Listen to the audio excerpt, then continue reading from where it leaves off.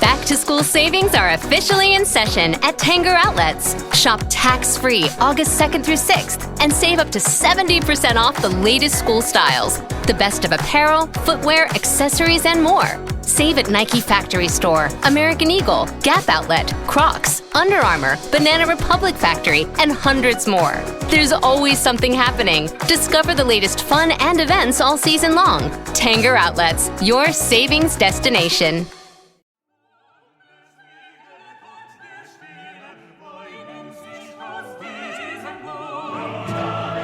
Welcome back to Die Hard on a Blank, the podcast where we explore the influence of Die Hard on action cinema, one action movie at a time. Today's film, Die Hard 2. It's Die Hard in an airport. How can the same shit happen to the same podcasters? I had to. Indeed. Hello, Phil. Hello, Liam. I'm Liam Billingham. I'm Phil Gawthorne. Phil's in charge. I'm the Al Powell. You're Al Powell today. I'm the Al Powell to your John McClane. I'd like to see you have a bit more screen time. Especially, yeah, that's pretty minimal in this. He got one. wasted this time. He got wasted. What film were we talking about? So we are talking about Die Hard 2, aka Die Hard 2, Die Harder. It's Die Hard in an airport. It's Die Hard in an airport. It's lightning striking twice. So, top line fact check on this bad boy. Die Hard 2 was released by Fox in the US on July 4th, 1990. Happy 4th of July. Is it 2 years? 2 years after the original movie. It was directed by Renny Harlin and produced by Charles Gordon, Lawrence Gordon, and Joel Silver.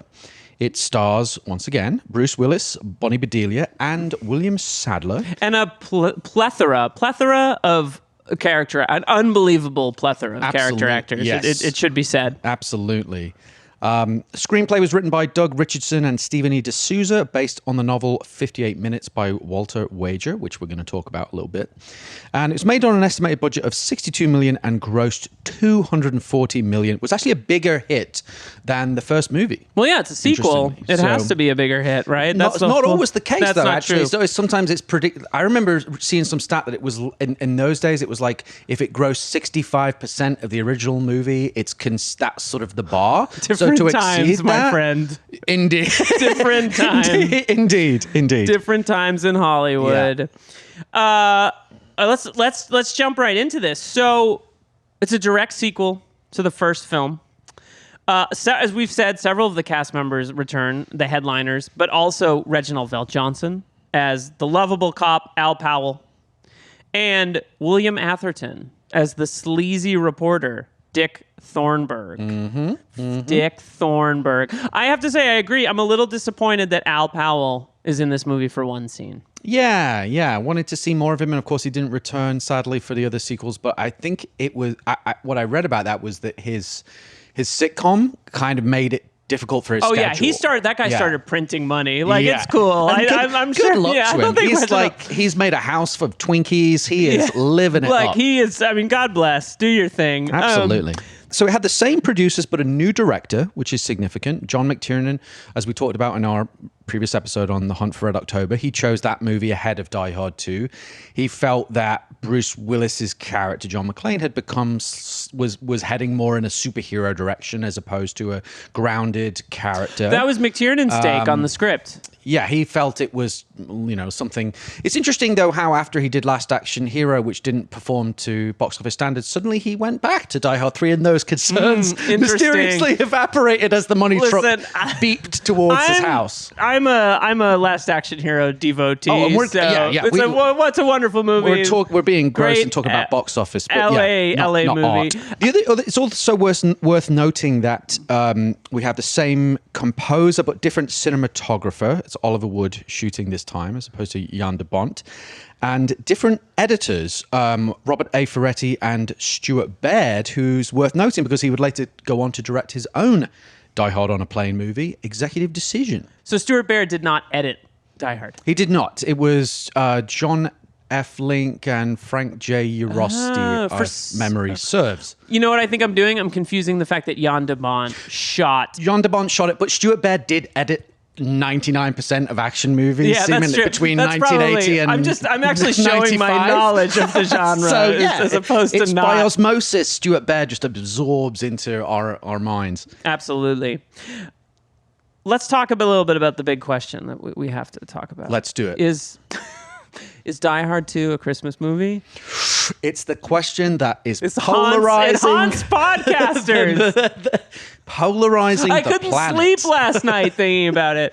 Yeah, it's a Christmas movie. Of course it is, It's- just like the first one It's is. less of a Christmas movie than the first one, though, I would say. It has a little less mirth and a little less merriment, which I think is a good way to talk about the movie in general. It doesn't quite gel as It a doesn't Christmas have the warm movie. and fuzzies. No warm and fuzzies. in the way that the original movie has. I think that's fair. What I find, here's what I'll say about the Die Hard is Die Hard a Christmas movie, yada yada. For me, what these films are so indelibly linked to my experience of the Christmas holidays that when I watch them, Yeah. and it's not Christmas as I have done for this show, my brain breaks. There's a little bit of a- like a temporal, wait, I should be like sipping Temporal a nice little dislocation.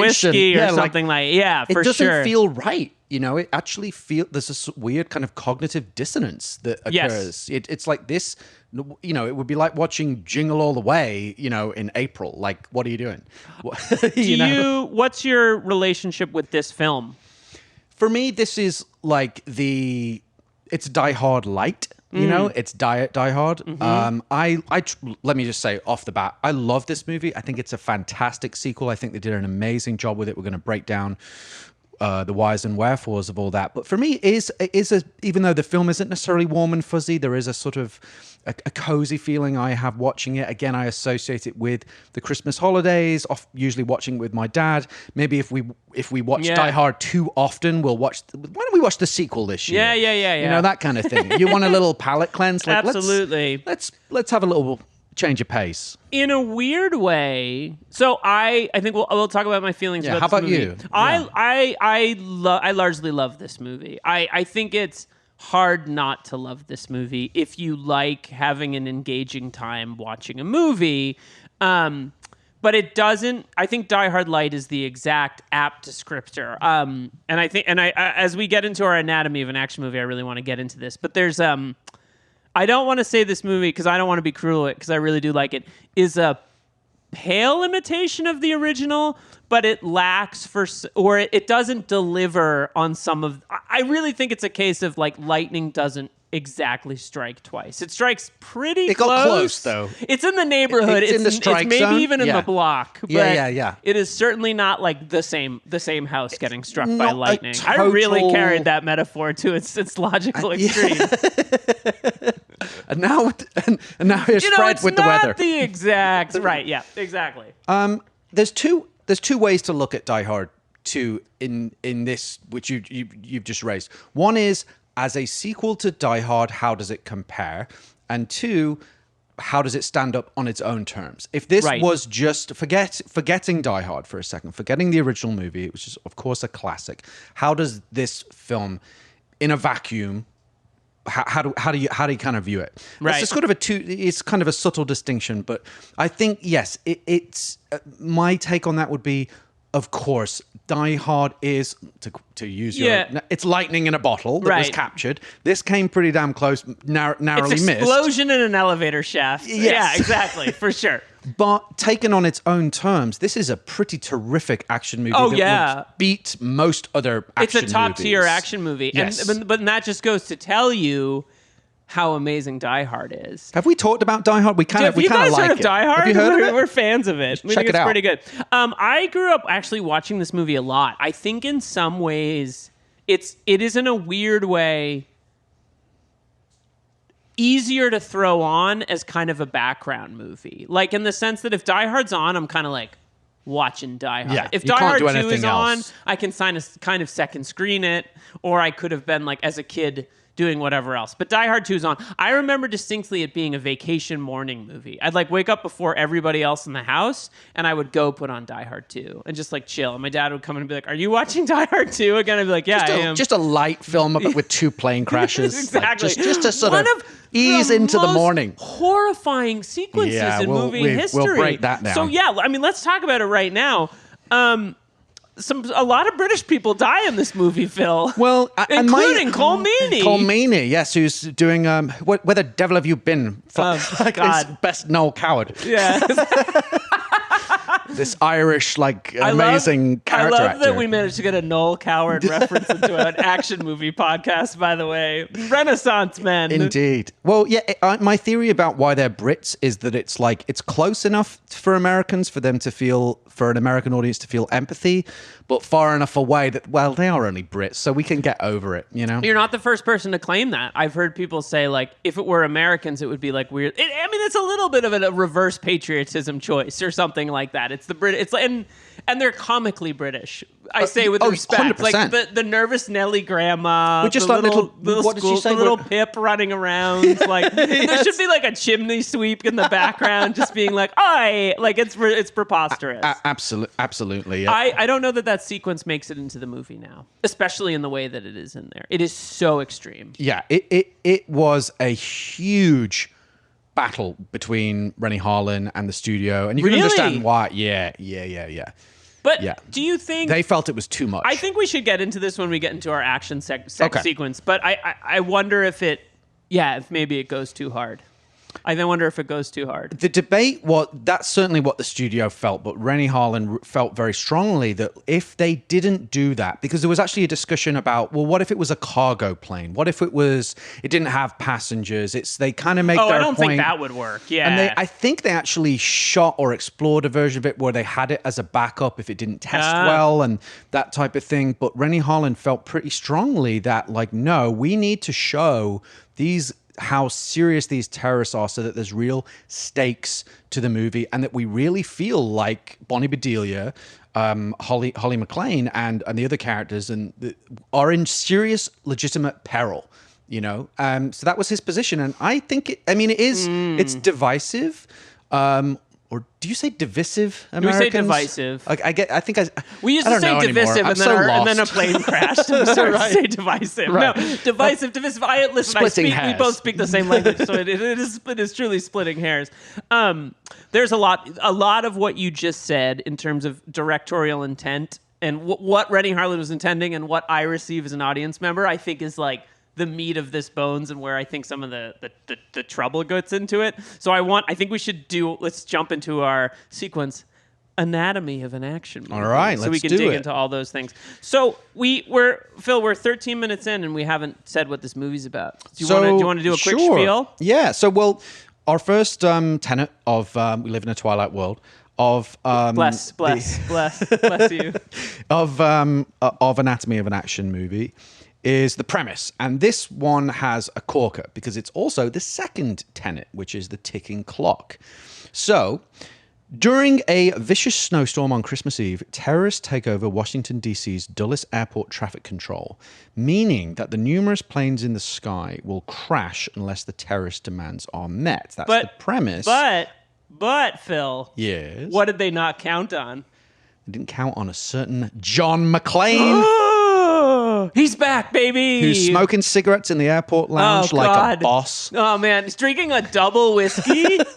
I want to just be at that table. He parks his car outside the airport. He's like, why am I getting towed? It's like, have you ever been to an airport before, John McClane? Anyways, John McClane's back. He's fighting terrorists in an airport. What else do you need to know? And he has just 90 minutes before the plane that his wife, Holly, is on runs out of fuel and falls from the sky. So in this instance, we've talked about some of the movies that have ticking clocks towards the third act, which is the case with Die Hard. Some movies we've discussed don't have a ticking clock at all, like License to Kill. This one, the ticking clock is front and center to the whole premise, and even the book upon which it's based is called 58 Minutes. So it's a literal ticking clock. They give it a little shout out, actually. There's a point where Colonel Stewart says, a plane will be landing here in 58 minutes, FM 1, Foreign Military 1. Right. So they give the source material a little bit of love there. Yeah, and it is a really strong device. Like, I mean, this movie, the 58 minutes, like we understand always what we're heading towards, which Die Hard also has, and a lot of these movies we've talked about have, I would say that like Hunt for Red October has a very clear ticking clock, and License to Kill, like all James Bond movies, is kind of a little bit of more of a vibe until maybe the last 20 minutes when all of a sudden like nuclear warheads are going to get launched or there's going to be a garden with poison. I don't know, whatever there happens to be in the movie. I have to say, and I know the original is based on a book called Nothing Lasts Forever by Roderick Thorpe, but this one, and I don't mean this badly, really feels like I'm watching a movie based on like a book that I would buy at the airport before. It's funny. I was just, as you said that, I was just literally thinking this is the unironic definition of an airport thriller. Yes. In in every sense. Yeah. And I read which is a great minutes. thing, by the way. You have read the book. I read the book. The book is that's what it is. It's a solid airport thriller. It's pretty pulpy. It's pretty meat and potatoes, like straightforward. I think it's I think it's good. I think it's an exciting page-turning thriller. It's definitely got a real dynamism. Did you read to it recently? Yes. Okay. Yeah. Had you read it before? No. Okay. I read it for this because I like to do my homework like a good boy. I watched the movie twice, so I feel good. So does it differ? Is the character in it is not John McClane? Totally different. It's got nothing to do. Literally. So yeah, the book is the character is called Frank Malone. He's an NYPD. Good name. I mean, even the name is pretty sort of generic, stock, kind of says Frank Malone, right? NYPD captain, Harvard-educated quarterback. It's very kind of like those types of tropes. It's like a dime store airplane novel in some ways. Yes, very much so. However, and his daughter is. It's not his wife, it's his daughter who's coming in on a cross-country flight. He's divorced. Got it. The villain is called Willie Staub, who is a German terrorist who is weirdly similar to the Germans character. again. Those bloody Germans. Didn't they learn their... When we kicked their ass in Yeah, World baby. War WW2. WW2. But as I mentioned before, my grandmother is German. I'm not And we knocking love Germans. her. She's the best. So, it's the Willie Staub character, the antagonist, is weirdly similar to the character Anton Gruber that is in Nothing Lasts Forever, who is a sort of Red Brigade, like anti-imperialist, far left terrorist. The characters are pretty similar, but Nothing Lasts Forever is in my humble opinion, is a far superior book. It has more thematic resonance. It has more socio-political resonance. It's just better written. It's a more muscular read. This is a pretty kind of breezy piece of pulp. Yeah. But the only reason they didn't keep a single scene from the book, but it's all about the premise. The premise is so strong. It's a really good premise. That the producers were like bought it intentionally because they could see this is a Die Hard type premise, and McClane plugged in perfectly to this character that was very McClane-esque. That's what I was going to say. Bring back the era of why don't we take this book that has a good premise and plug it in with like a relatable character that we already know, like have a relationship with. Like that's a great way to get, forbid me, like IP. Like that's a smart move in terms of like it's all about IP. It's all about IP, baby. It's all about content. It's not about art. Content. Jam our minds with content. No more cinema, only IP. Rest in peace, Jean-Luc Godard. That's what I think of when I was like, when I want to become a writer, I just want to create some content based on IP. That's what really inspired me to pursue this horrible journey in the artistic world. Yeah, woo! Good times. The best of times. That's really interesting. So we have a book, we have a premise, but we've taken it and we've turned it into a Die Hard movie, which means our hero, which is category number 2 in our anatomy of an action movie. Tell us about who our hero is in this film. It's a gentleman by the name of John McClane. John McClane! Played by an actor named Bruce Willis. One of the greats. Now, I think it's worth just looking at, okay, how is he different from the first movie? Yes. What if we learn a couple of little details up top that's quite cleverly buried in the quite cleverly buried exposition in his argument with Vito, the bureaucratic airport traffic cop who's trying to give him a parking ticket. Merry Christmas! He kind of explains Joey's dad from Friends, who only appeared in one episode. Is he really? Yeah. Wow. Fun fact. Fun fact. He turns up and when he's pleading with him to give him, to let him off the ticket, we find out through the course of that conversation, he's now a cop in LA. Right. He has moved there, kind of He's swallowed back his with his pride, wife, right? yep. We talked about some of his chauvinistic tendencies in the first movie that were causing issues because he wouldn't admit that his wife was doing better than him. Right. Now he's a little less Neanderthalish and little less angry. And they have a healthier marriage. Like the conversation on the phone implies like the love is back, the spark is back, the romantic spark is back. Now, do you think this is 1 year later? Yes. Like it feels like Obviously, it's the 2 years next Christmas between the movies, but yeah. We should say that's notable because he's semi-famous. People know who he is. He's been on television. He's recognized by a reporter in the airport before. He's had a brush with celebrity. He's had a brush with but celebrity. clearly not embraced it because he's back doing, he's gone back to police He's a cop. work. He's a police officer. I have to say there's this. I texted you this question. We were texting the other night. I was like, what are sequels for? And you were like, money. And I was like, yeah, but what are sequels for? And you were like, money. Did you not hear me the first time? And you were wrong. But it's because there is no artistic justification. Well, sorry, you finish your thought. Well, it's not even that because I will return to, I've said to you before, we were joking about content before. I would watch John McClane Year One. I would watch that show. I would watch John McClane's first year on the force. I would watch a series of John McClane and the squad room that is in Die Hard with a Vengeance. I love those characters. I could vibe with a TV, an 8-episode TV show of that.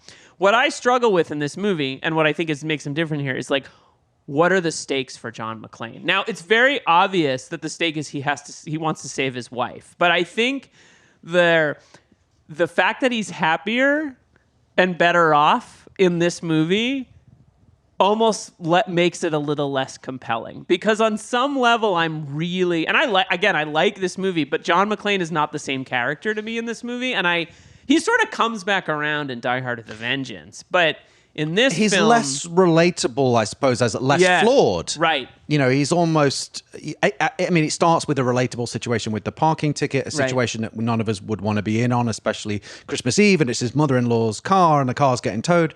Okay, that's relatable real world problems that are annoying, but he's kind of perfect. His happiness is a little, takes away a little bit of the my investment in him, because, and look, this is to your credit, coming up with the idea for this podcast, wanting to dig in.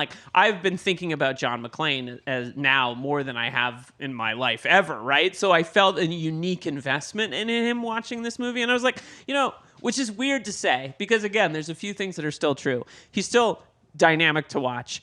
It's still Bruce Willis giving arguably a top 5 action performance of all time in this movie. He's phenomenal in it. But absolutely, McClane, it just isn't as deep for me in this movie as he has been. And I struggle with that watching the movie. It's somewhat evolving into McClane, I hate to say it, the brand or and this was McTiernan's issue, was this is becoming he is now becoming a superhero. They did a teaser trailer, which was him running around corridors going, the same, how can the same shit be happening to the same guy twice? Mm-hmm. We're going to get into the meta. Yeah, I really want to talk about that. I'm very intrigued. But should we talk about it now for a sec while we're on the... Yeah. I think it speaks to this conversation about how we now have a self-aware, some of McClane's self-referential... He's like the Terminator. He's self-aware. Obviously, there were things that we talked about in the first movie that were somewhat meta in the sense that he referenced Rambo, he referenced Arnold Schwarzenegger.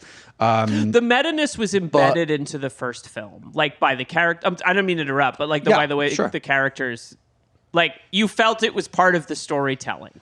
But it was also to delineate him from the Rambos, from the Schwarzeneggers, from these indestructible action heroes that were in vogue at the time in the 80s. This is what made Die Hard distinct and fresh. This was a regular guy who wasn't a superhero. Now in Die Hard 2, he is becoming more of a superhero who is more invulnerable, and they lean heavily on the how can the same shit happen to the same guy twice coincidence, which is like pretty unlikely. So they just own it and almost wink at the camera, which I think is good. I totally, I don't have a problem with that. I think what's interesting is it as a result, it is not as like dynamic and funny as it was in the original, and it like. You don't feel he's in peril particularly either. Yeah, I don't. He's going to make it. In It's the first a sequel. movie, we talked about the scene where he believed it's probably Bruce Willis's one of his finest pieces of acting ever, and certainly in Die Hard is when he calls Al Powell when all seems lost. Starting to get a bad feeling in here. And you really do believe maybe he could die in this movie if you're watching it the first time, in that context. But he's so good you believe it the 10th time. He's such a good actor that you get lost in it. And there's ironically a little bit of detachment in this one because it's the second one. How can the same shit happen to the same guy kind of thing? It even ends with the Holly that he does in the first movie, except this time it's trying to track her down, in terms of... Oh, no, in the first movie it's Hans, right? It has something similar, a similar kind of thing that it... I think it's also worth noting to the point, to build on your point that Bruce, in the first movie, we have to remember Bruce Willis was essentially considered a comedic actor. He was an actor that became a movie star. By Die Hard 2, he is a full-on huge movie star. There is a difference in terms of the character. Right. It's now, this isn't an actor that is somewhat of a surprising unknown that can do the action and is funny and has the New Jersey wise-ass thing, and it's really fresh. Now it's like Bruce Willis Incorporated, right? That's a very good point. And that's not 100%. not to knock him because I couldn't be a bigger Bruce Willis fan. It's just a obviously I different couldn't be a context. bigger. Yeah, it's a different cultural context Yeah. in which this movie came out, Which is and smart. it's adjusted. It's adjusted to that new reality. Right. And I think another point that you're making that's really interesting is that this movie is now 32 years old. Which is, I know, we're both vomit. Just sobered me. Which is to Sobered me right up. say that it is hard to evaluate it on its own terms anymore, right? Like, we have the original. It is not the Die Hard. The original in 1990 is not the stone cold classic that it is now. So, like, oh, that movie did well. But can you imagine if this movie came out like last week? We would all be saying this is the best action movie 100%. I've seen it in 20 years. And, for sure. That's what I mean about like there's two ways to look at the movie, Right. as a sequel or on its own terms. And it is very much in the spirit of, and I would say that in a lot of ways, McClane is the same. Yes. I mean, he still has a lot of the traits that we loved about the character. He has no time or respect for bureaucracy. He has a strong anti-authoritarian streak. He's kind of anti-cop. Yeah. He's kind of just like, fuck you guys. Even though he is a cop, like he can't tolerate the rank and file or not the bureaucratic ridiculousness of Dennis Franz's absolutely character. Yeah, who is like the that. kind of the evolution of, I guess, the Dwayne T. Robinson. Dwayne T. Robinson type right. character who is a sort of clueless, rule-following bureaucrat. There are characters in this that feel like mirrors or shades of characters in the original.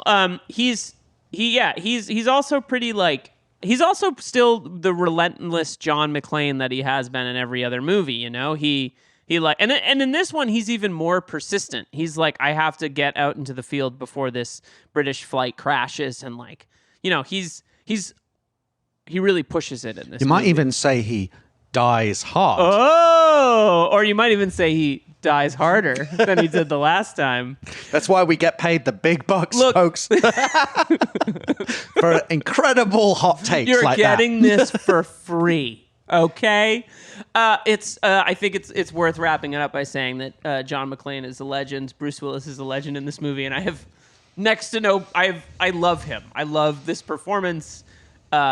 He weirdly is more charismatic than he is even in the original, and maybe that is a nice flip factor to like maybe John McClane's a little happy with his life this time because he's funny and charismatic and he's such a movie star. And I think as well he was very conscious of, like, from the research I've done about the production, of keeping the things that, obviously he has a very strong take on this character. He created this character to a large extent And he knew what made McClane McClane. Yes. Sounds an obvious thing, but there are things like the sense of humor, his attitude. He has that gallows humor. Even around corpses, he has the gallows humor that cops have, where they're not fazed by it. They kind of embrace the grotesque nature of dealing with death. All these little kind of touches that just make him feel completely authentic and centered and unique. This unique fusion of actor and character that is so iconic. Well, and one thing that I think that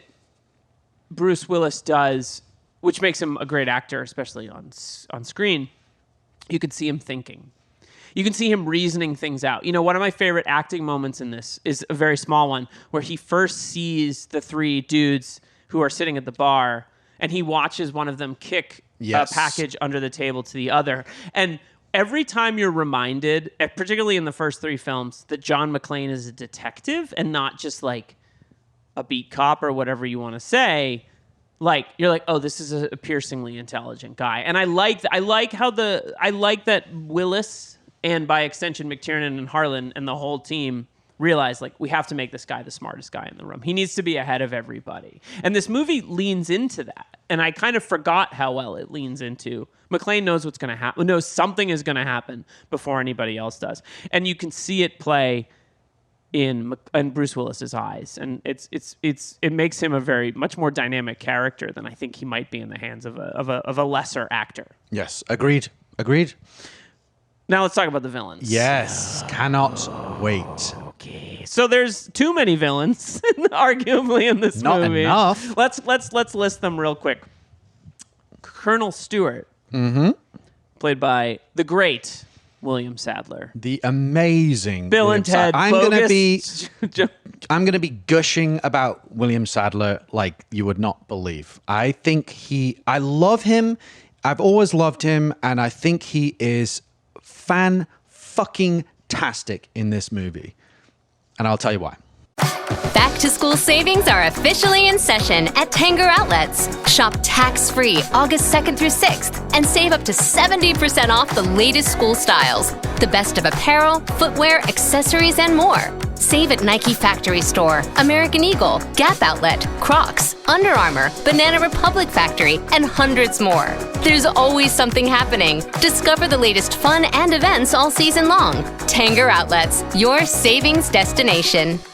He's inherited the impossible task of playing a villain after Alan Rickman had played the greatest goat. Gruber the Goat. Yeah, unbelievable. The greatest villain in action movie history, arguably the greatest villain in movie history. Period. That is an impossible task. It's impossible. So for me, it's almost, and he would acknowledge that himself. And he's spoken about this on the record and said, "Look, what Alan Rickman did in the first movie was incredible. This was such a daunting task. On the other hand, he was a relatively, young actor in the sense of his movie career. He'd done a lot of television." How many films had he been in before this? Not a ton at that point. He had done some, but he'd mainly done a lot of TV. He'd done a show called Private Eye that lasted for a season that was by the creator of Miami Vice. Yeah. Anthony Yerkovich. Yeah, I remember that show. I don't remember watching it, but I remember it existing. I think it just lasted the one season, sort of an LA neo-noir, I believe. But he got this part, interestingly, because he was in an episode of Tales from the Crypt that Joel Silver produced. And I've watched it, and it's really, really interesting as the sort of progenitor of this character to see why he was cast, because he plays an executioner who falls on hard times because the state changes the law and he's suddenly out of work, and he loves his job and he's really passionate about it. So he tries to find criminals who've fallen through the justice system cracks to go and kill.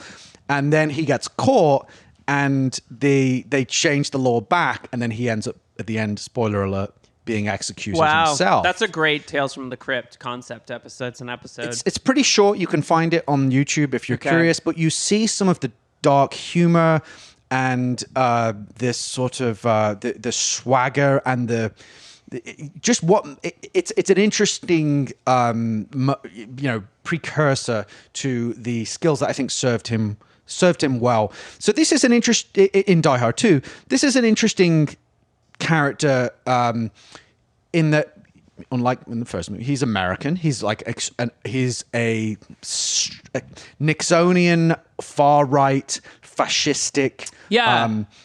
Kind of a scary, ultra military, machine like character. I wrote down in my notes that he's a little bit of the T-1000.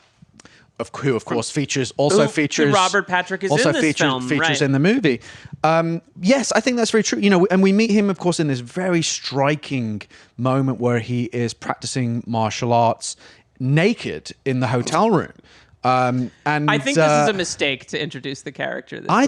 I don't. I mean, I love it. Well, maybe mistake. Very is bold. Strong. It is bold, but it's always played to me as very strange. But so let me. I watched this movie twice, as I told you, and the first time I watched it, I was like, okay, like I hadn't watched it in maybe a decade, maybe a little. Actually, no, I watched it like 2 years ago, just for fun. But I was not at that point co-hosting a Die Hard podcast, so I was sort of just had it on, and I was like, oof, I don't know about this one. There's something here that's not quite clicking for me. But then I couldn't stop thinking about it, so I watched it again. And a big thing that wasn't clicking for me was William Sadler.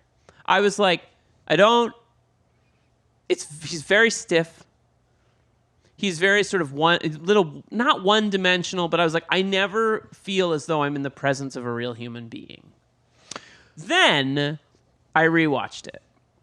And I was like, okay, he's trying to do something very different from what Alan Rickman did. It's a very, very different part from what Alan Rickman did. And I think that if I have... It's humorless. And By design. That might be a problem for me a little bit. Like, I kind of wanted to, like the moment where he and McClane bump into each other, and McClane goes like, oh, you look familiar. I've seen your son before. And he goes, yeah, I get that a lot. I've been on TV. There's a little bit of humanity in that moment that is not there for the rest of the character. And I found it sort of dynamic. And I guess I've seen William Sadler in things like Bill and Ted's Bogus Journey. Well, yeah, he's actually a great Shawshank comedic Redemption. actor. Yeah, and can bring a lot of heart. And so I think I struggle with the character. I don't struggle with the actor. I don't struggle with the performance. I totally get what he's doing. I missed Hans Gruber. Maybe that's the best way to think about it. I missed Hans Gruber.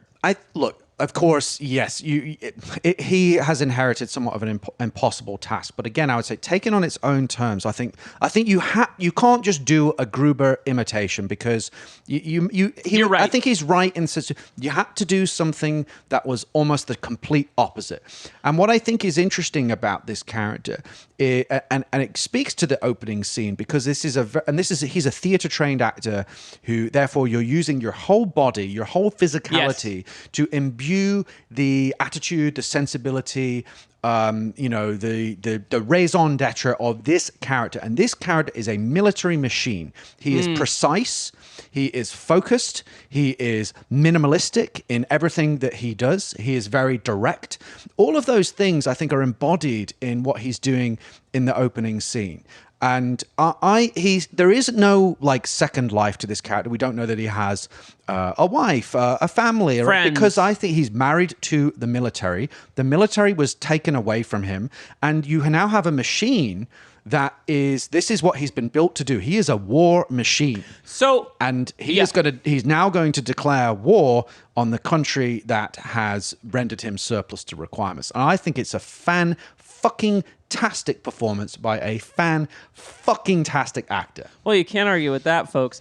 Here's what I will say. I think, and this is not an original thought. Actually, our producer, Mike Mayer, brought this up. As he was like, I think there's a more successful version of this character, and it's Ed Harris's character in The Rock, which is an interesting point of comparison.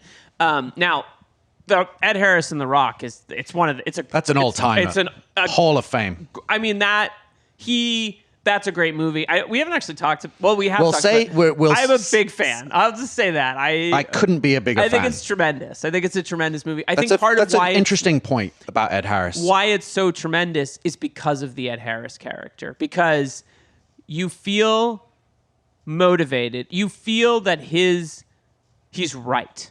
That's one of the things that makes The Rock a great movie, is that Ed Harris's character is right. You might not agree with his actions and how he does things, but it's like hard to deny what he's fighting for in that movie.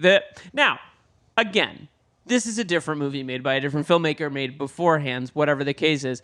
I think you're right. I just largely was kind of like, oh, it's kind of a bummer. Now, we should say there are three major villains in this movie. One is the aforementioned Colonel Stewart, played by William Sadler, but he is working to free General Ramon Esperanza, played by Franco Nero, who is the dictatorial leader of Noriega-esque character, figure, corrupt military general who has sort of purged his country of communists or communistic forces.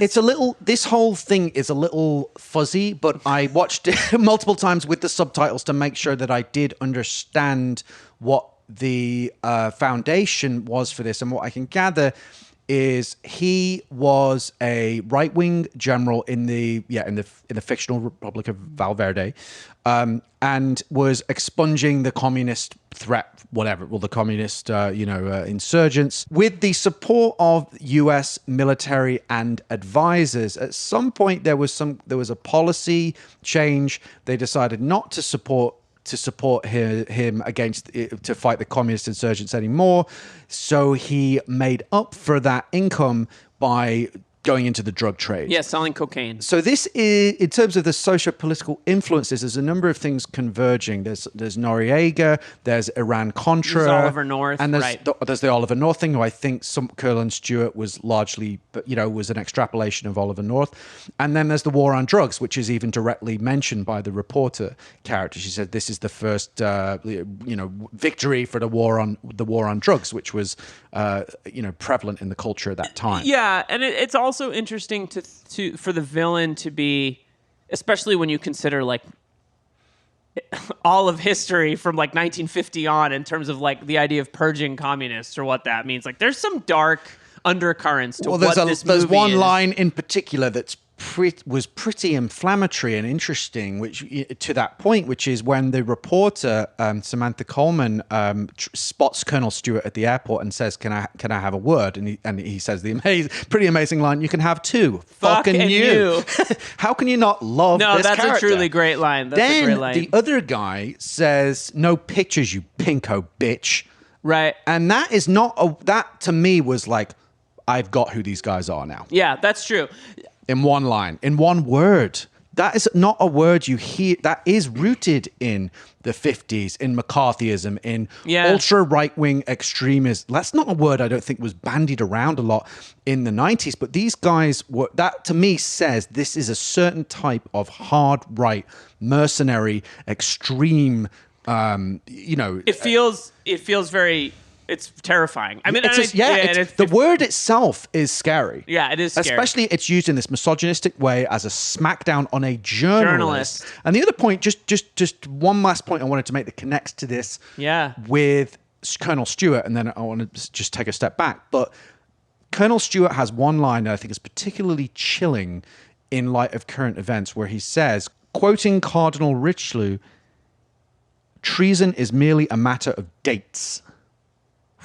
That's a pretty chilling. So this stuff really does have resonance. The idea of far-right fascistic guys. They're all white. They're all basically hardline neoconservatives. It's quite interesting, I think, for a film made in 1990 by Fox. Has a cast of large, with the exception of Vondie Curtis Hall, who plays Miller, who's always great. Essentially, a bunch of white neocons are the villains in a movie about terrorism made in 1990. If you think, that was... Wow, yeah. I think that's just worth I think so. And I think that what you're doing, what you're raising for me is, I think I've struggled to find a lot of substance in this movie. One thing that I will say very positively about this movie, it flies. It cooks. Like, you're 8 minutes in, and McClane is killing a guy in a luggage, in the luggage room by shoving him underneath the thing that crushes the bags down. Like, it is no joke. Solid death. And I think that I hadn't really considered, that there are socio-political resonances to what it's doing. And in a way, if you're going to portray a character like Colonel Stewart, a disgraced general, a pissed off general, a general who's kind of decided that the the ideals of democracy are no longer in the interest of what he cares about, he should probably be sociopathic and a little bit insane. He is scary. Like, there's no question. Yeah. And there's like clearly and one thing that's interesting that you've said is that there's no interiority. Like, or there, it's not that there's no interiority, there's no internal life, or there's no life outside That makes of him my scarier to me. Yeah. You know, that makes him. But do we know anything about Hans Gruber? You know, do we know anything about him beyond I think his what personal life? Right. I don't think it's a prerequisite. It's about sure in the instance of the Ed Harris character that you cite, we do know he's a widower. Well, he's the first character we meet in the movie too, which I think is essential. Yeah, I mean, and The Rock is a masterpiece for a myriad of reasons. This is a different type of movie made slightly earlier, but I don't think it's a prerequisite. I don't always need to know about this character's interior life. It's not relevant. This is a war machine. Well, yeah. And one of the things that Rennie Harlan said that I think is worth noting is he said the more powerful your villain is, the more powerful your hero has to be, and inevitably is. So I think because Colonel Stewart, and the other thing that's worth saying about Colonel Stewart is that he's the one foe that McClane faces in all the Die Hard movies, the main villain who is a physical match and is in fact physically superior to McClane and actually beats him in their fight on the plane. You know, we talked about last time how Hans Gruber is an intellectual and he's ruthless. Right. But if he doesn't have a gun in his hand, McClane is kicking his ass. You Right. know? This is not that. Same with Stewart. Same with Colonel Stewart is kicking. Does kick McClane's ass. Yeah, he does. You That's know. true. So anyway, I'm all in on. Well, I'm all in I think Colonel what's Stewart. interesting about what you've just said, though, is that you know, when we talked about Die Hard, my favorite villain is Hans Gruber, but I think the character that interests me the most in Die Hard in a villain is Carl. Mm-hmm. We talked about how Carl is steely. He knows how to move. He's played by a dancer. He has this kind of like way of that's always in control, and except when he's not in control, like when his brother is killed. And what I love about Bruce Willis, McClane in that film, is he's a frenetic, always moving around trying to stay alive. There's an interesting contrast in this movie too, where McClane is all personal life. He's at the airport picking up his wife, with whom he's no longer estranged. He's calling her on the phone and being like, honey, he's there. His mission in this movie is like, save my wife, save everybody so that I can save my wife. Like, not that the original didn't have that, but there is not the tension that exists between him and Holly as it existed in the first film. We know a lot about John McClane in this movie. We have a whole movie of backstory. Stewart shows up and he's just an ice king. We know nothing about him. And I think that that's sort of an interesting contrast with the way that we think about how Carl did things in the first movie, how McClane did them. And now we have two characters, one whom we have a rich relationship with, and the other that we're like, this guy's a spook. And my counter to that as well is, I think hero and villain should have some kind of contract. Yes, yeah. You know, Batman and the Joker, right? Well, the Joker, Dark Knight Joker is a great point of comparison for this. You always want, I think, fire and ice to some extent. You need warmth and coldness. And McClane is warm. He's driven by heart, and this guy is the total opposite. As you said, he's just ice in his veins. He is purely about the mission. And to me, I think that is a very authentic character, you know. I think it's very coming around scary. A little bit on your No, I think that's good. Of course, there's one more, and it's worth noting they unlike the first film, which you have Gruber and then you have his henchmen. This has 3 villains. So we also have Ramon Esperanza, played by Franco Nero, who's not in the film all that much. He's only in it for maybe 15, 20 minutes. He has only a few lines of dialogue.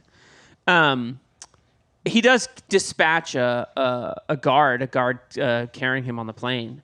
But it's weirdly not a hugely important part of the movie, his role. He's kind of like he's kind of there to be carted around and protected by Colonel Stewart once he gets on the ground, right? Yeah, he's more of a plot device than a character, I think. You know, the other villain that I think is more interesting is Major Grant, played by John Amos. John Amos. What's your favorite John Amos performance? Coming to America. yeah, okay, that's good. He's good. John Amos is great in Lock Up, which is an underrated, underappreciated Sylvester Stallone movie that weirdly we're not all talking about. We should probably just do a side episode on Lock Up. Lock Up we should podcast. Just talk about Sylvester's Lock Up podcast. Stallone prison movie podcast. Actually, prison movie podcast. Prison movie podcast. Prison movie podcast. Copyright and owned by. Yeah, exactly. We own it. It's ours. Amos is the most relatable of the villains. He's a military guy, but he has a sense of humor. He's funny. And you don't know he's a villain until 3/4 of the way into the film. Yeah, it's an interesting. I mean, he's been radicalized by Stewart. Yes, and speaking to your point about McClane, though, and his sort of detective nose, if you like, when Major Grant and his unit Blue Light show up, McClane says, do things just get worse or better? And because again, he has that kind of spidey sense that like, I don't know this guy's vibe. Like there's something about it I can't quite put my finger on. 2, I think he's generally suspicious of military action and like the SWAT. They're not a SWAT team, but it's that type of gung-ho, let's go in, guns blazing kind of thing. Like the SWAT team like in the SWAT team in the first yeah. movie when the SWAT assault, it's like brute force with that kind of gung-ho, let's kick some ass, you know, with the American flag flying behind us. That type of attitude, I think McClane is inherently suspicious of. Totally. You know, and they kind of embody that to some extent. And so by the end, he's not sure about them. Right before he sort of realizes that Amos, and I should say Major Grant, is a villain, he sort of begins to like the guy. Because so we have not mentioned the cadre of supporting actors in this film. So I feel like we brings should me to my favorite game and my favorite question. Okay. I like to ask Liam Billingham, yes. Esquire, who's your favorite terrorist? MFA. Who's your favorite terrorist? Who's your favorite terrorist? My favorite. So the options are. Let me go through the list real quick. Miller, played by Vondi Curtis Hall. Baker, the one who shoots the old man in the church. He sucks. Played by Tony Ganios. Burke, played by the great future star of Executive Decision. Yep. Such a good movie. Yep. John Leguizamo. Sheldon, played by Mick Cunningham. Got to be honest, I don't really remember him. He got crushed. Those are the sort of minor figures. We also have O'Reilly, played by Robert Patrick. Have you seen this boy? Oswald Cochran, played by Joe Costello. Who sounds like he should be is a Batman villain with a name like that. I just love that. It's Oswald Cochran. Oswald Cochran. Garber, played by Don Harvey. Major Grant. Ramon Esperanza. William Stewart, played by the previously mentioned William Sadler. Did we mention Sadler? I'm not sure we talked about him enough. Did he come up? I don't remember. This is a tough one. I might just start chanting Sadler. Sadler. Where he's somewhere in Sherman Oaks right now. He's like, the Sadler. I just love him. I think he's fantastic. He's great.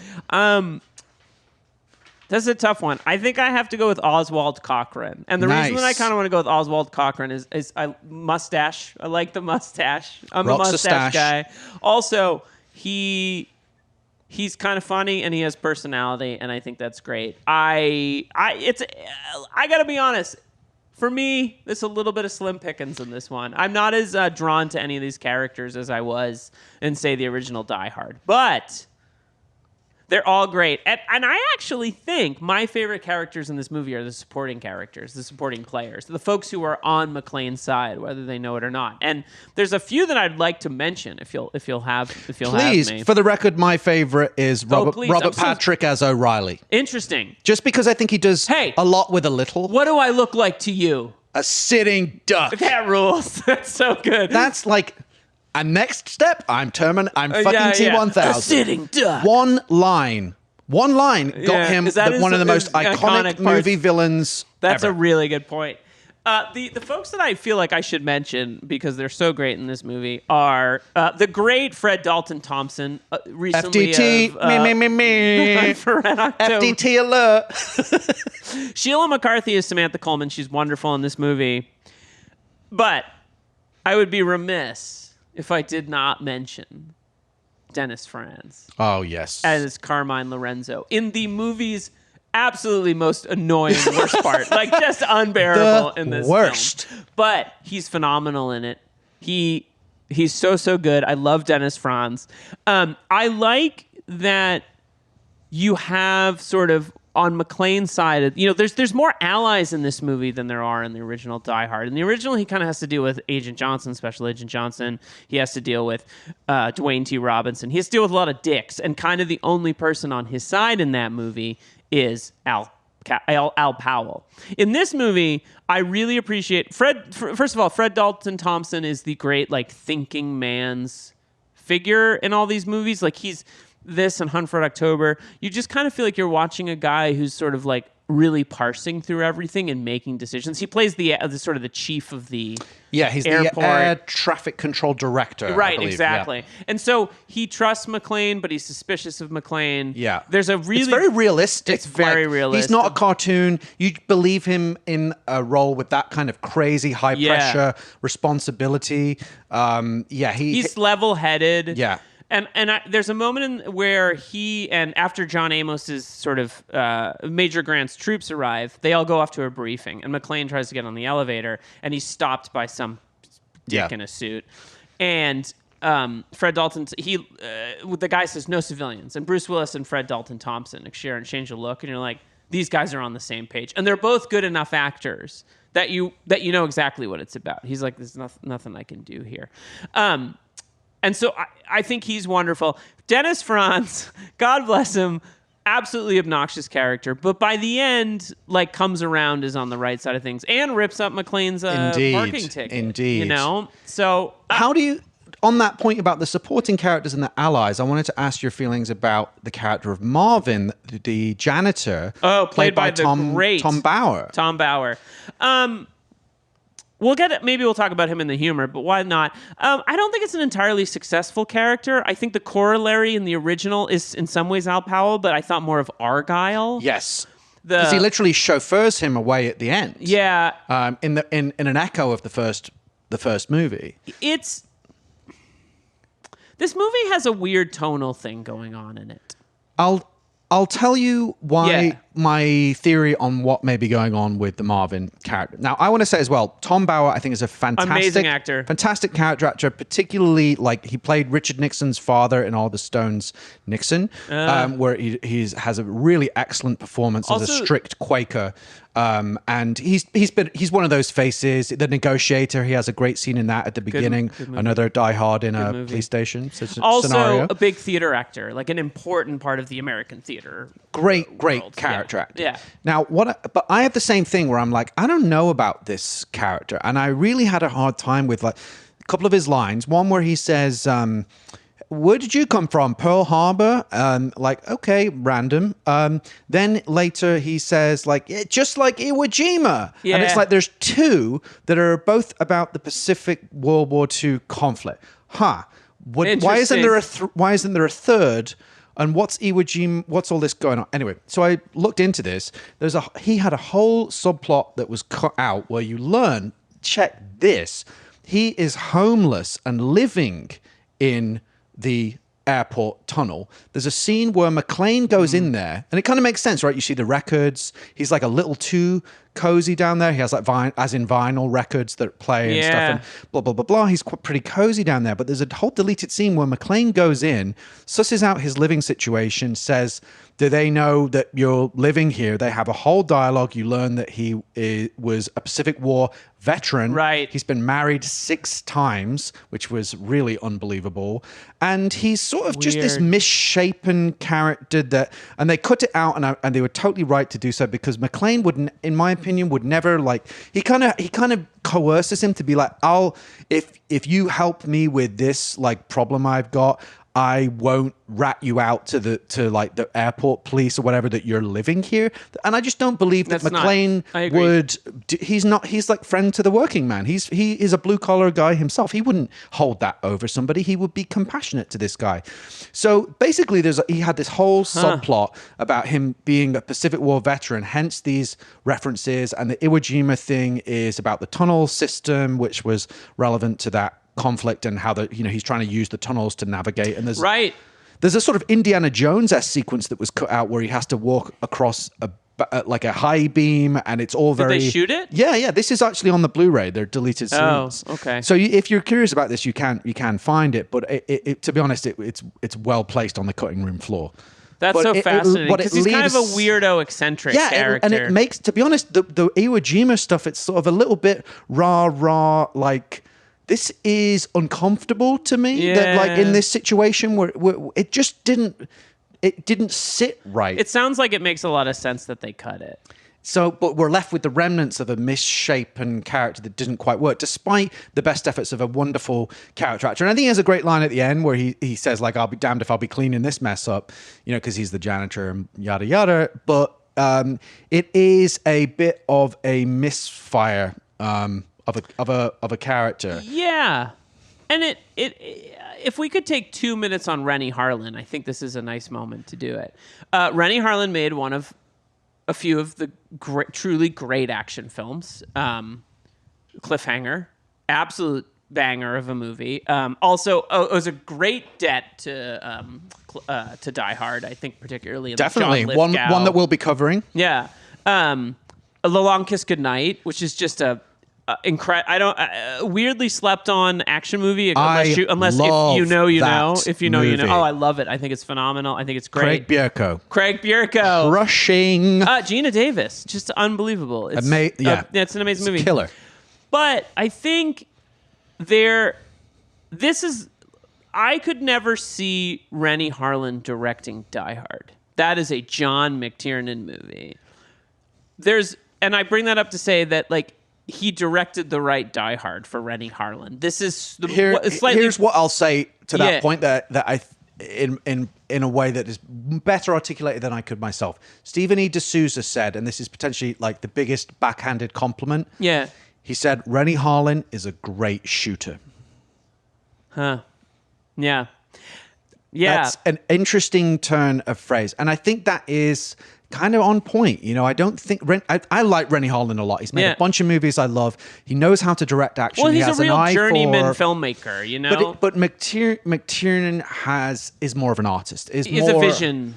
There's more theme. There's all these other reverberating wavelengths with the Shakespeare of it and the Midsummer Night's Dream of the original movie, and how that was his secret melody, and the symphonic nature of it, and the Beethoven. And that's really intellectually stimulating. And I don't think that's the goal of this movie. That's why I said this movie is about money. It doesn't mean that it's not made by amazing, people, and that it's not.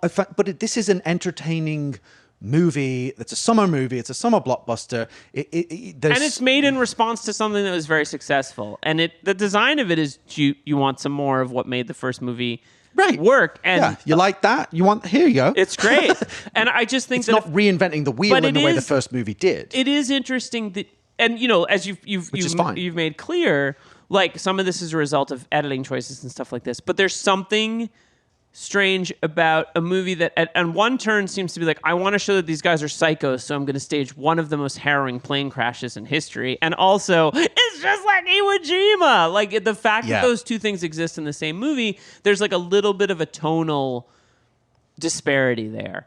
And I sometimes wonder if, like, in a way, the movie, I don't think this is true of anyone who made the movie, but if sometimes the movie's trying to have its cake and eat it too, like, we want to, maybe they're not, I don't know that they're making a statement, but they are using terrifying fascistic neocons as, like, the villains, and that's scary. I just think that's, like, worth noting. That I don't know that anybody is trying to make a political statement. I don't think they are. Film, by necessity, but any piece of art is inherently political. It's all a sliding scale, but you can't make any piece of art without it is inevitably imbued with some kind of it can't be. Nothing is absent of it. It's all context. It's all context. But I don't think anybody is striving to. But this is a political statement. No, about, but exactly the post-Reagan American establishment, yada yada. And I think that's interesting because I think action movies are political, but I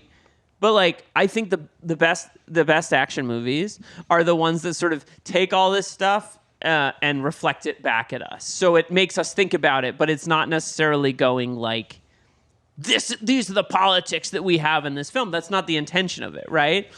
But to come back to the original point, there's just a bit of a tonal weirdness to the movie, and I it would be. Let me put it this way, and I don't mean this good or bad. it would be different if it were a McTiernan movie. And I'm very, very excited to talk about Die Hard with a Vengeance because that movie straddles a line of sequel energy and like let's do some very, very smart, very, very sophisticated movie things. Movie things. I'm allowed to talk on movie a things. Or yeah. I mean, Die Hard with a Vengeance is just such a fascinating threequel. Well, while we're on the subject of Rennie Harlin, this leads us to the action section. Thank you. Yes. And in Rennie Harlin's defense, I think there are certainly two sensational action sequences in this movie, and one there are three. Particularly.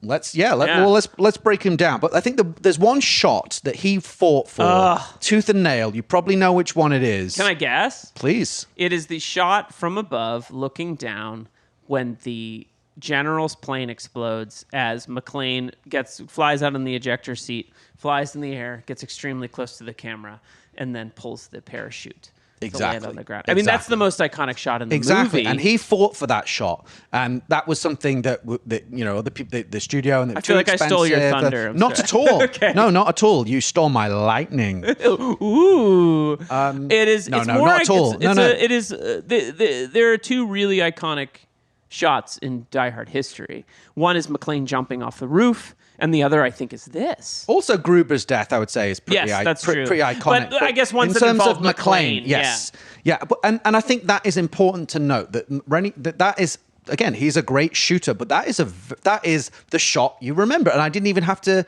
You could have picked any shot in the movie, but that is the one. It illustrates my point. So Rennie Harlin, that is worth noting that he designed and shot one of the most striking images. It is the moment that we remember.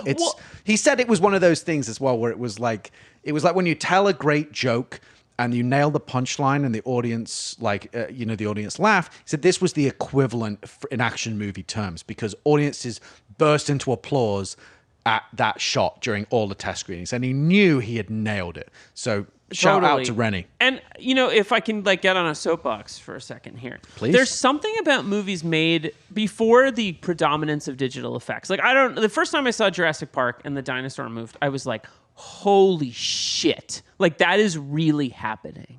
And I think something that when you watch earlier films is that you see a sort of impressive shot. Whether it's McClane jumping off the building or whatever the case is. And in your brain, it's not real. You really sometimes go that's not real. Watching that shot, you're like, that's not real. But it's so well done and it's so impossibly impressive and cool and exciting that you have this holy shit movies moment. Movies! This doesn't, you know what I mean? And it doesn't bother you that you can exist in two planes at the same time. Cares? Yeah, you can see the seams, and yet I'm watching a movie and I'm engaged in a movie, and the craft of movie making becomes obvious to even the audience, and we have this collective, this only happens in the movies.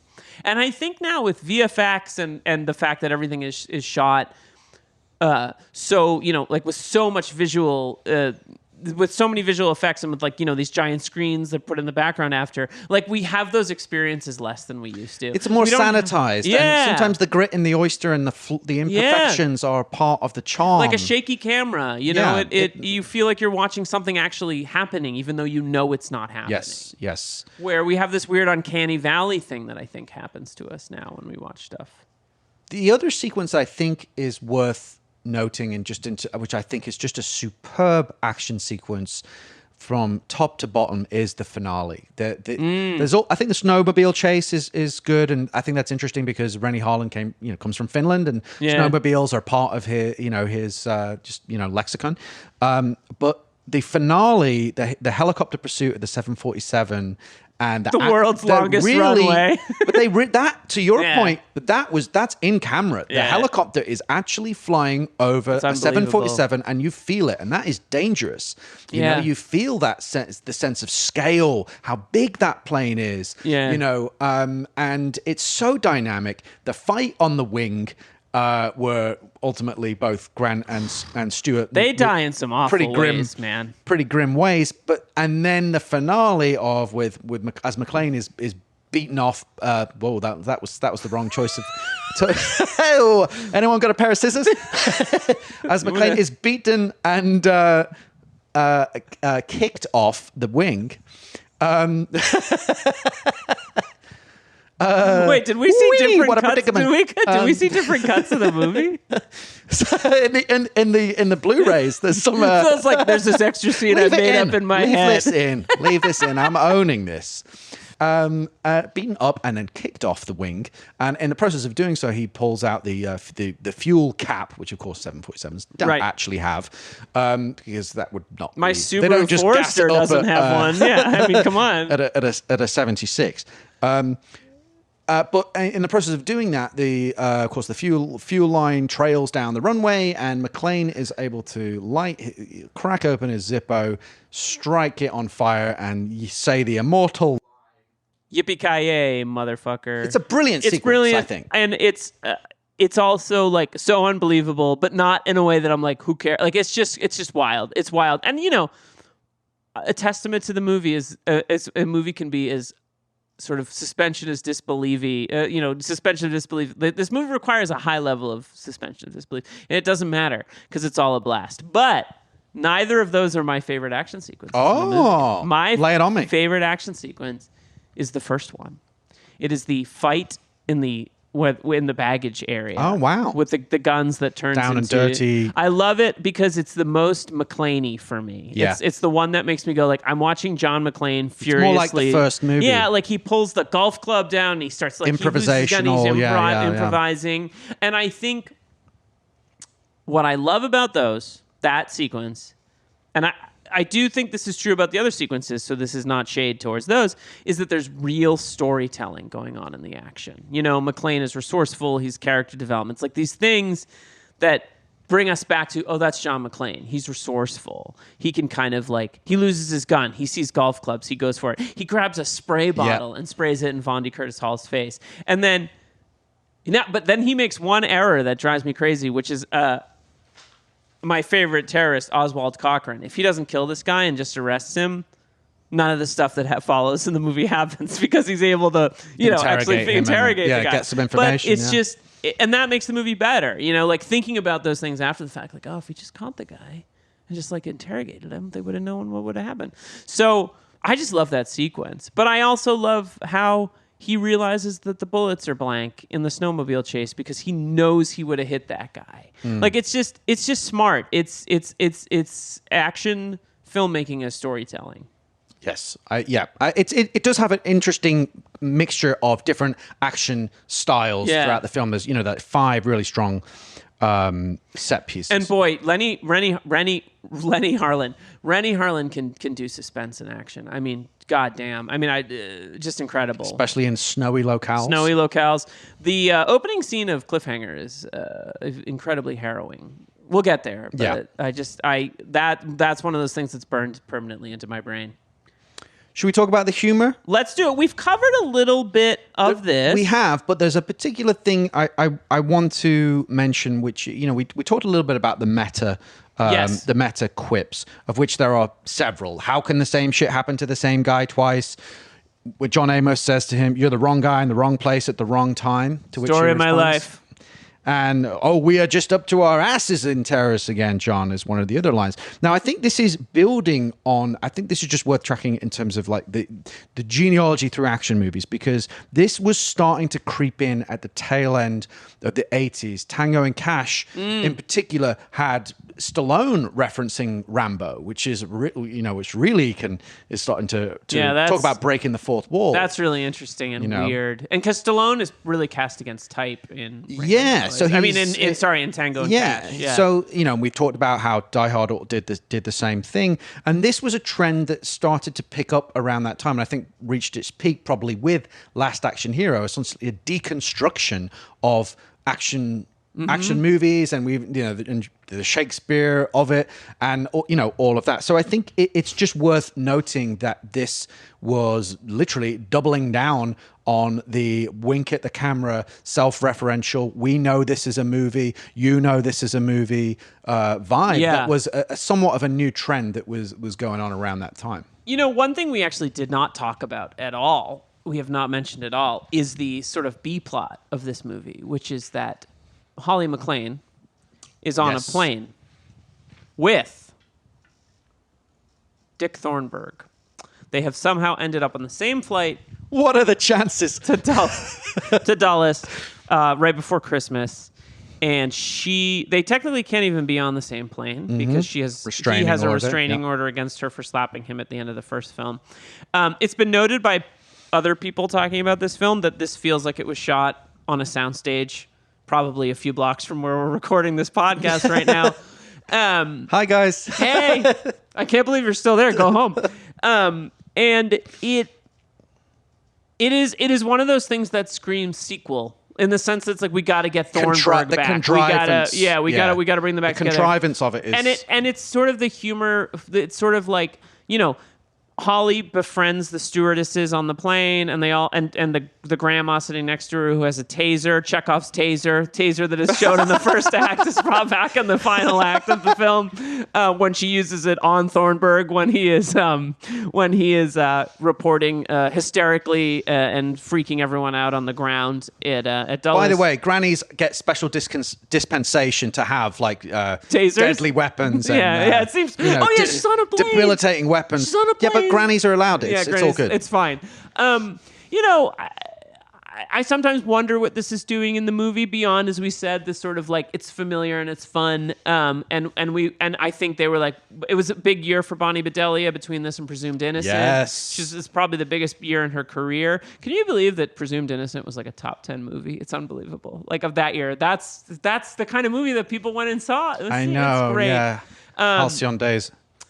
It's just I just want to note it as somewhat of it might be the comic relief to Sadler's humorless neocons on the ground. You need a little bit of levity. You need a little bit of air to be breathed into this pretty grim, dark situation driven by to take us out of the airport every once in a while. Yes. And, this movie does do the thing that a lot of great action movies did in this era, which is it has a lot of characters bouncing around in different environments. It is, and the first one does this, but the first one has a single focus of we are at Nakatomi. This film uses the airplane stuff as a little bit of relief from the airport locale. The book does that a little bit too. The book kind of jumps around multiple perspectives, multiple planes. By the way, the book doesn't feature the plane, the intentional plane crash, but it does feature a midair collision between two planes cool. while they're flying around. So some of the challenge of this is just the circumstances under which we watch movies now are very different when it comes to planes and plane crashes. I just try, for me, I try and just look everything I say, if we're being flippant and think these are just within the context of these movies. Yeah. Of course, one can separate real life and these movies, whether you can be flippant about deaths and murders it's an action movie, and I think it's also worth saying that this movie is a banger. Yeah. Before we jump into some of our final we'll get there. It rocks. Should we do our awards? Should we do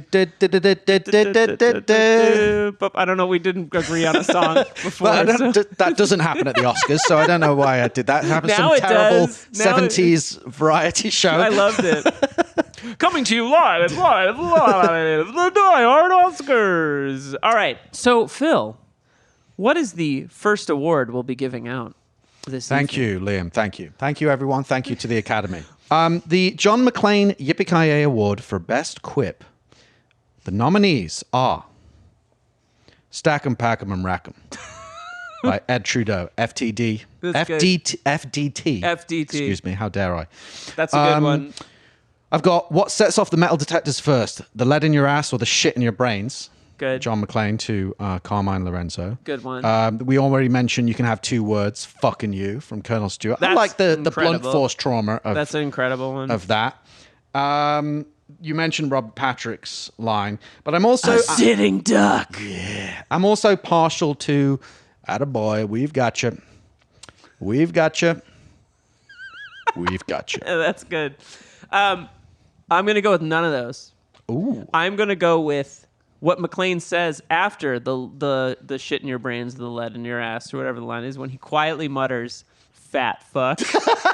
Sometimes the classics are just like, Well, it's just, they're right in front of you, aren't clearly an they? ad lib, right? And he just goes, "Fat fuck," and it's like, it's just unbelievable. It is, Zinger. and it's the shit in your, the line. It doesn't quite make sense, but it's just the fat fuck. It's very real. It's a very real I actually McClane wrote moment. down in my notes here, my 2 pages of notes, I literally wrote, the middle of the page, "fat fuck." It Nice. just says it right. Below, above it, it says Glock 7. So in case you want to know the kind of notes that I take when I watch a movie. Fat fuck and Glock 7. Whatever movie has both of those things in it, I'm in. Like, Die Hard 2. get me the Blu-ray right now. What's our next award? Our next award is the Hans Gruber Master Thief Award for stealing the film. But hold on a second. We didn't actually give the Oscar. You're right. Should we go back? God, this is the worst Oscars ever. Yeah, It's like it's got to be La Fat. La Land all over again up here. Yeah, It's a disaster. We read Fat Fuck, but it didn't actually win.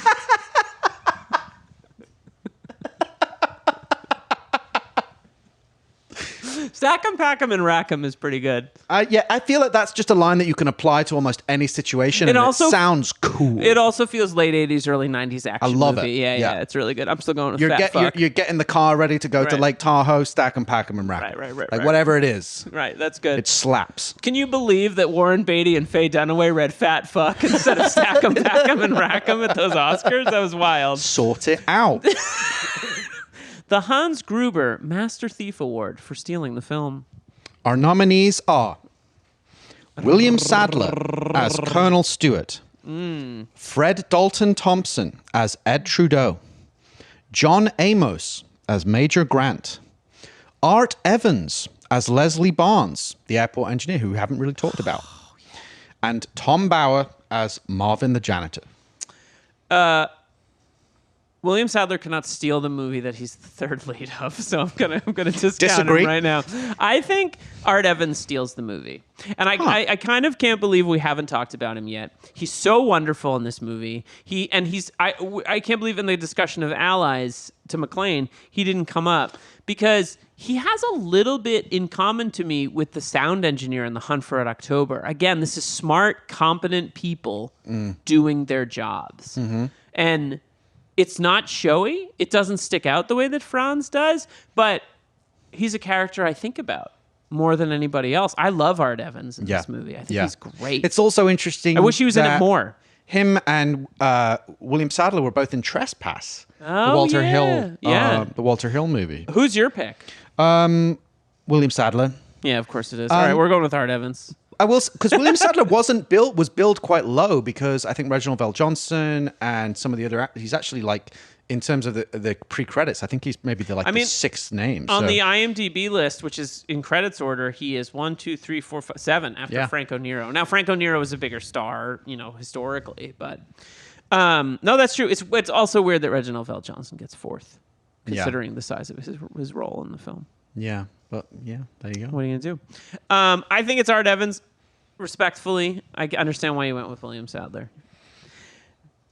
The Dick Thornburg Award for Dick of the Movie. The nominees are Captain Carmine Lorenzo, played by Dennis Franz. Vito Lorenzo, played by Robert Costanza. And Dick Thornburg, played by William Atherton.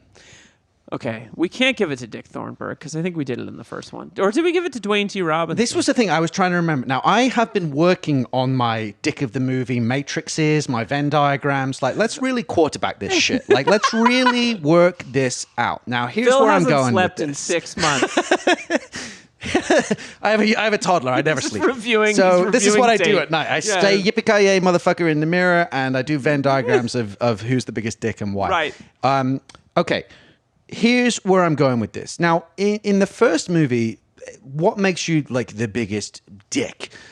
I would say it's the most evil or the worst, most malicious, most inhumane, whatever. Now, which would say that actually the FBI agents are probably the biggest dicks in that movie. Oh, they're because huge dicks. They are willing to kill the hostages if it means they get the W, like Yeah. that. So they're the worst. So Boy, by again, that, Die Hard, great relationship to authority, huh? Right, Loves people in power in the Die Hard films. so by that rationale, who is doing the worst things of these guys?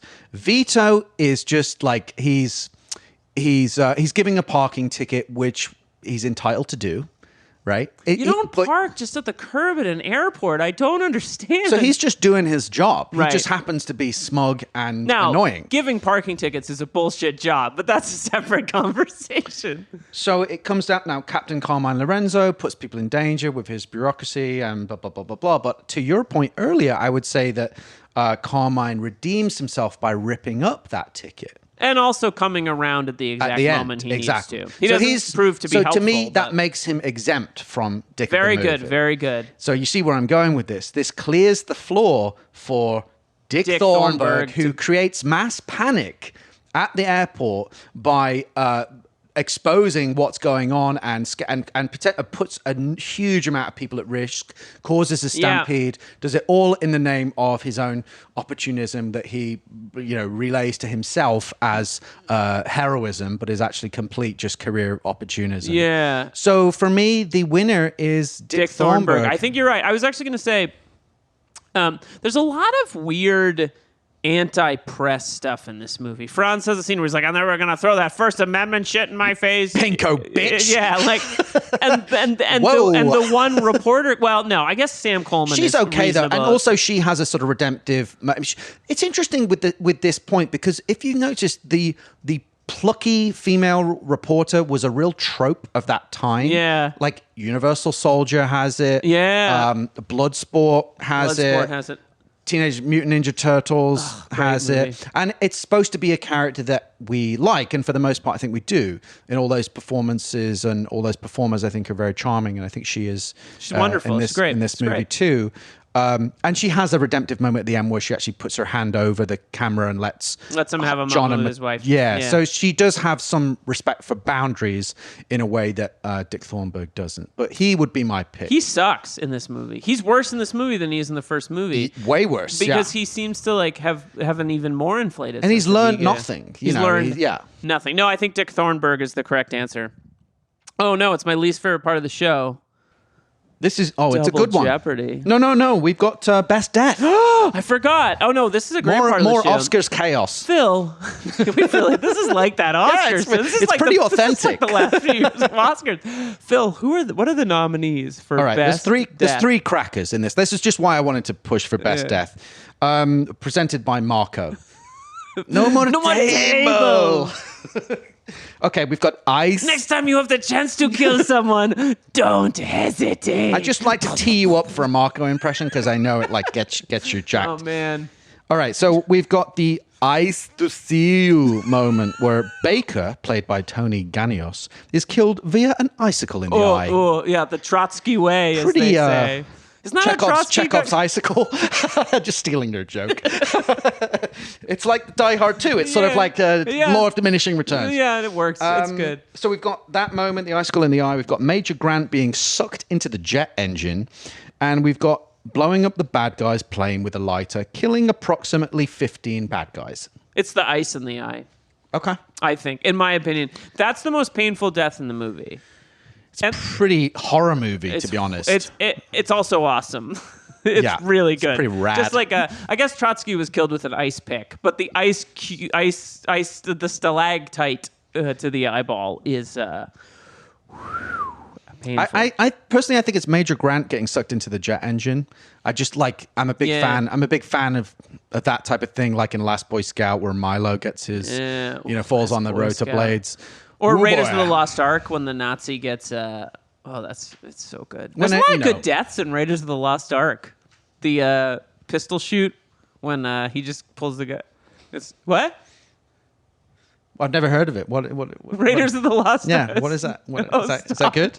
Stop. I don't I'm so know. confused. All right. All right, so, now it's time for my least favorite part of the, show. So I feel,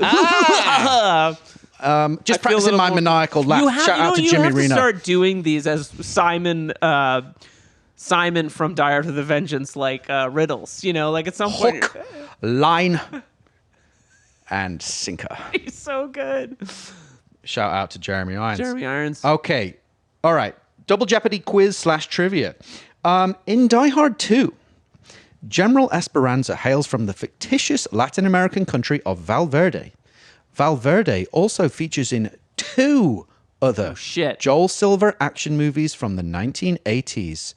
Can you name them? One is Commando. There is a clue available. You can Yeah, phone one a clue. friend. I'm phoning a friend. You can I'm phoning my friend Hello? Phil.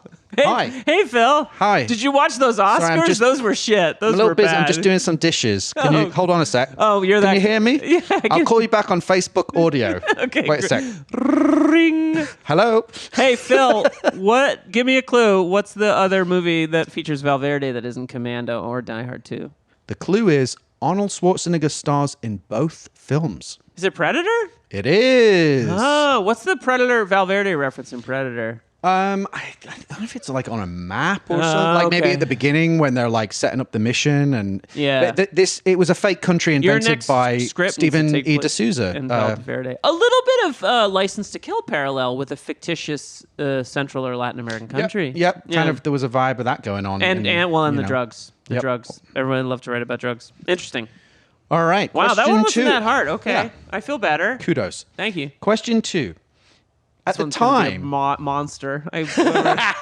What was the number of the flights that Holly McClane was on? okay, at the time, Die Hard 2 set the record for the highest body count in any movie. Now, I'm going to give you some latitude. Can you guess how many characters were killed during the film? Like, so total number of deaths? Total number of deaths, and I'll give it to you within a range of 10. 150. Hold on. Here's a clue. You can phone. Do you want to phone? Yeah. Hey, Phil, it's Liam again. Did you finish those dishes? Cool. Still working on. Yeah, I apologize. I know you're. It's getting a little late. You need Like, I to thought get back to mine was doing your on McClane Do Not Disturb. impressions. But if you could just. certainly. The clue is think about the number of passengers on the plane that crashes. There were 230. 260? Yeah, 271. 271. Is the final death All right. count. All right. Question 3. Bruce Willis lent his talents to 2 sequels released in 1990. One of those sequels was Die Hard 2. What was the other? Look who's talking to. Yay! That was actually a little bit easier than some of the most recent ones. Yeah, Bruce Willis provides the inner voice of the baby Mikey. It's been a while since I've revisited Look Who's Talking podcast. Is that next for us? That's a hard no. Yeah. Look Who's Talking pod. Pretty good name, though. Is it? Is it? Sorry. All right. Let's wrap Wrap it this up. thing up. Let's wrap- we've let's been wrap going on this too long. bad Are you boy guys up. still there? Hello. Okay. Well, so where does it fit in the action movie tradition for you? Yeah, I mean, again, this is like a top 20 or 30 action movie. It is. I think you've illuminated some things I've never considered about it before. Granted, I don't know how much time I've spent thinking about it, but I certainly appreciate it more after our conversation. Look, it is. I'll give it. Here's what I'll say.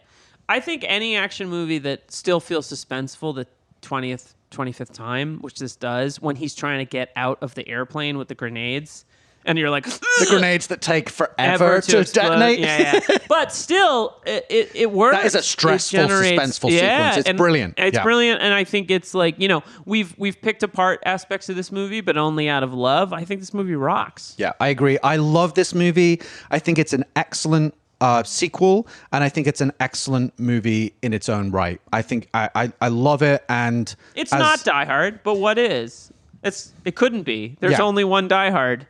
So then, that's why I say, for me, take that off the table. Just enjoy it for what it is. It's a wonderful Christmas gift to be enjoyed by everyone. And shout out to William Sadler. You Oh my rock. God, you gotta chill out. So that's Die Hard 2. Pretty good.